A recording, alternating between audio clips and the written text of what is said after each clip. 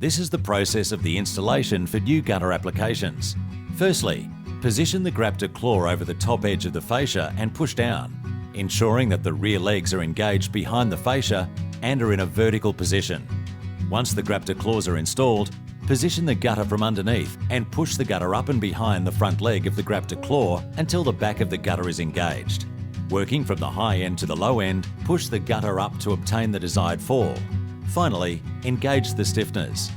The front of the stiffeners are engaged with the front bead of the gutter, and the back is engaged with the Graptor claw by positioning the tabs of the stiffener on, up and behind the lugs of the Graptor claw.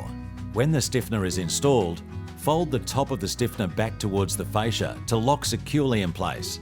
Please note that there is a choice of 3 engagement positions on the Graptor claw and Graptor base to connect the stiffener.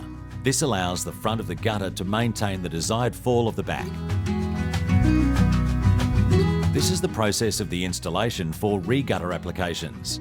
The Graptor gutter fixing system provides a simple and efficient gutter installation without the need to lift roof sheets and tiles, and requires no string lines to obtain fall. However, it may be necessary to pre-attach the stiffeners prior to fixing the Graptor base. To pre-attach the stiffeners with the Graptor base, first position the tabs of the stiffener on, up and behind the lugs of the Graptor base. When the Graptor stiffener is installed, fold the top of the stiffener back and behind to lock securely in place. Position and screw fix the Graptor bases along the fascia level at the desired height. No fall is required. The gutter fall is obtained by the fixing lugs in the front leg of the Graptor base.